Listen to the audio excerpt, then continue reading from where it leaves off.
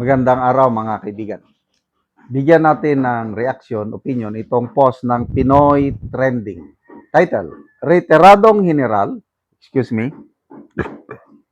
may mensahe kay Representative Ortega,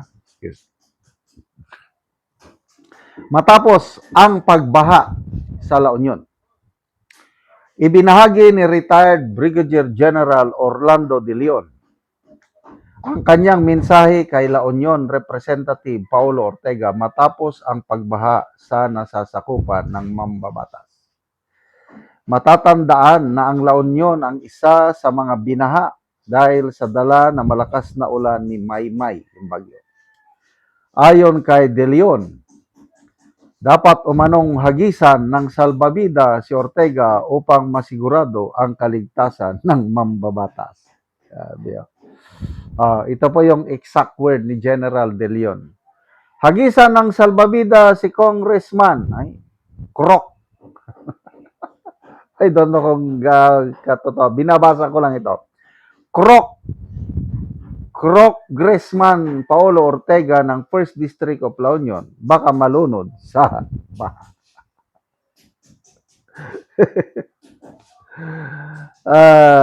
Ang nag-react 13,000, 9,500 ang tumatawa, 3,600 ang tumatawa. Ako, taga La Union ako, yung kaming mag-asawa. Mga immigrants kami dito sa Mindanao. Yung bayan ko is Bangar, La Union. Katabi namin yung Amburayan River. Malaking river yan. Galing pa sa Mountain Province yung source niya pababa sa bayan namin. Doon na, South China Sea na ang labas. Kaya lately, yung mga kapatid ko, kamag-anak ko, nagpo-post ng, ang laki talaga ng tubig sa Amburayan River na yun. At nung bata pa ako, marami akong experience. Minsan nga, matawag kong trauma eh. Dahil nung wala pa kaming diki, o yung flood control dike, nung wala pa, talagang binabaha kami, taon-taon. Umaabot yung tubig sa malapit na sa palapag. Ang bahay namin no, ng lolo ko, second floor. Yung haligi, nakataas talaga. Bibihira ang bahay no na bungalow. Kasi nga, binabaha. Kaya may haliging mataas, tapos mayroong second floor, doon kami nakatira. So, yung pinaka-worst na baha na naranasan ko, yung tubig baha, doon sa second floor na tinitira na, yan na lang. Ang distansya ng, ito yung baha, ito yung sahig. Ganyan. So, alam ko yung mga baha sa La Union. But dumating ang panahon na may magaling kaming matino na kongresista, Ortega rin eh. Titing Ortega, the late Titing Ortega. Nakakuha siya ng pundo, nagpagawa ng matibay na diki. Hanggang ngayon, buhay pa rin yung diki. Ganon kaganda ng mga proyekto, flood control projects nung unang panahon. That was Marcos Sr. administration. So ngayon, wala namang napabalita na lumaki lang yung tubig sa Amburayan River. Kailang hindi naman nag-overflow doon sa bayan namin dahil matibay yung diki na pinagawa. Kaya ligtas pa rin kami. Kailang bumaha sa ibang mga parte. Siguro yung mga bago ngayon na mga flood control projects, substandard, ayun, binaha. Sa aming bayan sa Bangar, La Union, na palaging binabaha noon, wala naman. Ang na-monitor ko lang yung tumaas ang tubig ng aming Amburayan River.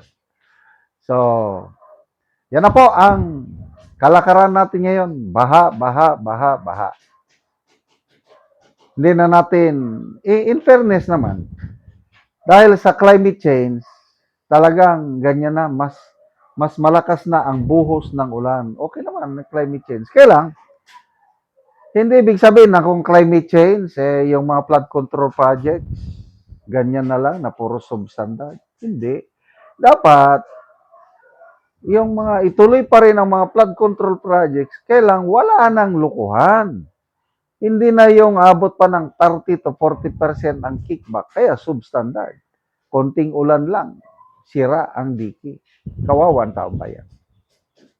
Kaya ang challenge ngayon is, paano magkaroon ng assurance ng taong bayan na may pagpatuloy ang flood control project kasi expected talagang babahain tayo pagdating ng mga malalakas na ulan kasi nga dahil sa climate change. Problema ngayon, parang natakot na ang gobyerno na magsagawa ng mga flood control projects dahil galit na ang taong bayan. To me, gusto ko pa rin magpatuloy, kailang paano magkaroon ng assurance na gagastusin ng tama. Sa ngayon siguro wala na. Hopefully, sa next administration, nasa leadership lang kasi yan eh. Kung ayaw ng leader, walang korupsyon, ma-minimize yan. Hindi totally ma-eradicate ang korupsyon.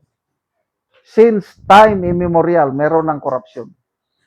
Panahon pa ni Adan at Eva, may korupsyon na hanggang ngayon. Bakit? Dahil ang nature nating mga tao is sinful. Nandyan yung greediness, nandyan yung kasalanan, kaya wala talagang perfect government. Kaya lang, sa mga ibang bansa, I believe may corruption, kailang minimal. Nung unang mga administrasyon sa Pilipinas, may corruption, kailang minimal. Ang problema, itong administrasyon ngayon is lumobo ng todo ang corruption. That's the problem. Paano maibabalik sa minimal? I just hope na sa 2028, pag upo ni BP Sara, maibalik yung dati na minimal lang ang corruption sa ating bansa. Salamat mga kaibigan sa inyong pagsubaybay sa channel na ito. Nakakatulong kayo ng malaki sa tribong Talanding ng Bukidnon dahil ang sweldo natin sa channel na ito is pantulong po sa tribo. Namimigay tayo ng libreng yero at pako para makapagpatayo sila ng mas maayos na tirahan. Panoorin nyo ang video na ito. Na anak ko diri sa balay ni Roslyn Tumuluan. So taga Masimag, Purok 3, Tagbak, Talakag, Bukidnon. So mauna ni siya ang itsura sa iyang atop nga mga buslot na kaayo.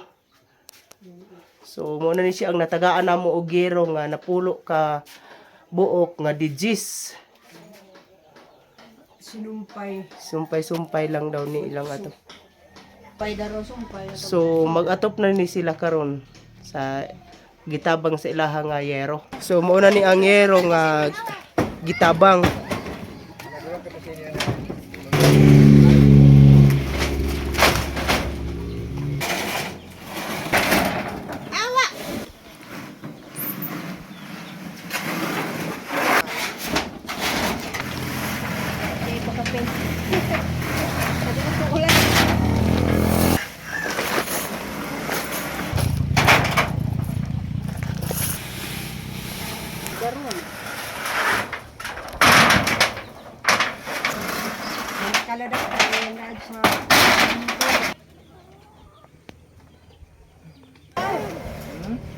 Ulusang ka kan.